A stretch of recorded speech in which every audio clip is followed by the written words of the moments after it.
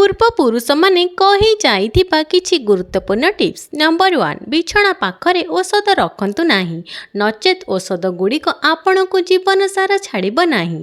Purse ପାଖରେ ଶୁଅନ୍ତୁ ନାହିଁ, ଏହା ଦାରିଦ୍ର୍ୟ ଆଡ଼କୁ ନେଇଯାଏ। ନମ୍ବର 2, ପାଣି ବୋତଲକୁ ବିଛଣା ପାଖରେ ରଖିବା ଉଚିତ ନୁହେଁ, କାରଣ ଏହା ମାନସିକ ଚାପ ସୃଷ୍ଟି କରିପାରେ। ନମ୍ବର 3, ପିରିୟଡ଼ ବା ମାସିକ ଧର୍ମ ସମୟରେ ଶୁଣ୍ଠି ଭଲ କାମ ଦେଇଥାଏ। ଟିକେ ଉଷୁମ ପାଣିରେ ଶୁଣ୍ଠି ଗୁଣ୍ଡ ସହ ଟିକେ ଲୁଣ ମିଶାଇକି ପିଇବା ଦ୍ୱାରା ପେଟ ଯନ୍ତ୍ରଣାରୁ ତୁରନ୍ତ ଆରାମ ମିଳିଥାଏ। ନମ୍ବର 4, ବୟସ ବଢ଼ିଗଲେ ମୁହଁର ସ୍କିନ୍ ଲୋଚା ପଡ଼ିଯାଏ ଏବଂ ଝୁରିଆ ଆସିଯାଇଥାଏ। ଏଥିରୁ ବଞ୍ଚିବାକୁ ସପ୍ତାହରେ 2 ଥର ମୁଲତାନୀ ମାଟିରେ ଗୋଲାପ ଜଳ ମିଶାଇ ଚେହେରାରେ ଲଗାନ୍ତୁ। ଆପଣ କମ୍ ବୟସ ଦେଖାଯିବେ। ନମ୍ବର 5, କୌଣସି ମଙ୍ଗଳବାର ଦିନ ଭୁଇଁରେ ମୁଣ୍ଡ ଲଗାଇ ପ୍ରଣାମ କରନ୍ତୁ, ଯେପରି ମୁଣ୍ଡରେ ଲାଗିବ। ଏହା କରିବା ଦ୍ୱାରା ଦେଖିବେ ଚର୍ମ ରୋଗ ଦୂର ହୋଇଯିବ। ନମ୍ବର 6, ବାସନ ମାଜିବା ବେଳେ ବାସନର ଶବ୍ଦ କମ୍ ହେବା ଆବଶ୍ୟକ।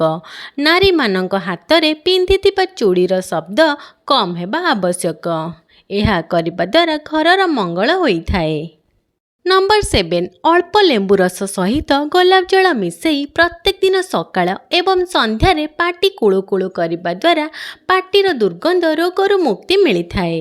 ନମ୍ବର 8, ଅର୍ଥାଭାବ ହେଉଥିଲେ ଜଳରେ କଳା ରାଶି ପକାଇ ସ୍ନାନ କରନ୍ତୁ ଏବଂ ଶନିବାର ଦିନ ଗୁଡ଼ ଓ କଳା ରାଶିକୁ କଳା କପଡ଼ାରେ ବାନ୍ଧି ଗରିବ ବ୍ୟକ୍ତିଙ୍କୁ ଦାନ କରନ୍ତୁ।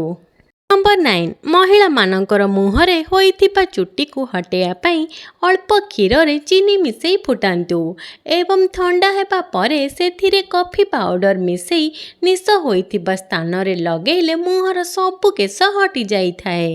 ନମ୍ବର 10, ଶରୀରର ମୋଟାପାକୁ କମ୍ କରିବାକୁ ହେଲେ ଜିରାକୁ ଗୁଣ୍ଡ କରି ଅଧ ଗ୍ଲାସ ଉଷୁମ ପାଣିରେ ଜିରା ପାଉଡର ପକାଇ ସକାଳ ଓ ସନ୍ଧ୍ୟାରେ ପିଅନ୍ତୁ। ଏହା କଲେ ଓଜନ ଶୀଘ୍ର କମିଥାଏ।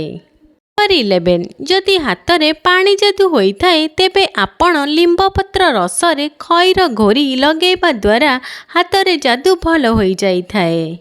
ନମ୍ବର 12, ଯଦି ହାତ ଓ ଗୋଡ଼ ପୋଡ଼ୁଥାଏ ତେବେ ମଞ୍ଜୁଆତି ପତ୍ରକୁ ବାଟିକି ହାତ ଓ ଗୋଡ଼ରେ ଲଗାଇ ଦିଅନ୍ତୁ, ଦେଖିବେ ଏହା ଦ୍ୱାରା ଜଳାପୋଡ଼ା ଭଲ ହୋଇଯିବ।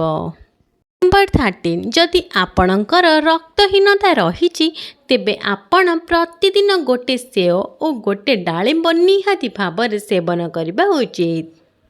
ନମ୍ବର 14, ଖାଦ୍ୟ ସେବନ କରିବା ସମୟରେ କେବେ ବି ଲୁଣକୁ ତଳେ ପକାଇବା ଉଚିତ ନୁହେଁ କିମ୍ବା ହାତରେ ଲାଗିଥିବା ଲୁଣକୁ ନିଜର ପିନ୍ଧିଥିବା ବସ୍ତ୍ରରେ ପୋଛିବା ଉଚିତ ନୁହେଁ।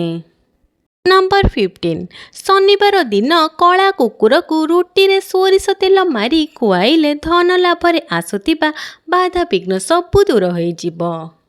ଆପଣଙ୍କ ଘରକୁ ଖୁବ୍ ଶୀଘ୍ର ଧନ ଆସିବ। 16, ଘରର ମୁଖ୍ୟ ଦ୍ୱାରରେ ରଙ୍ଗୋଲି କରିବା ଦ୍ୱାରା ଏବଂ ଫୁଲରେ ସଜାଇବା ଦ୍ୱାରା ସକାରାତ୍ମକ ଶକ୍ତି ବୃଦ୍ଧି ହୋଇଥାଏ ଓ ଲକ୍ଷ୍ମୀଙ୍କର ଆଗମନ ହୋଇଥାଏ। ନମ୍ବର 17, ରବିବାର ଦିନ ବେଲଗଛ ମୂଳରେ ଧୂପ ଜାଳନ୍ତୁ, ନାଲି ରଙ୍ଗର ଫୁଲ ରଖି ପୂଜା କରନ୍ତୁ ଏବଂ ପ୍ରଦକ୍ଷିଣ କରନ୍ତୁ। ଏପରି 7ଟି ରବିବାର କରିବା ଦ୍ୱାରା ମନସ୍କାମନା ପୂରଣ ହୋଇଥାଏ। ନମ୍ବର 18, ଜାତକରେ କଳା ସର୍ପ ଦୋଷ ଥିଲେ କିମ୍ବା ବିବାହ ବିଳମ୍ବରେ ହେଉଥିଲେ ଗାଧୋଇବା ଘରେ କର୍ପୂର ରଖିଲେ ଶୁଭ ଫଳ ମିଳିଥାଏ।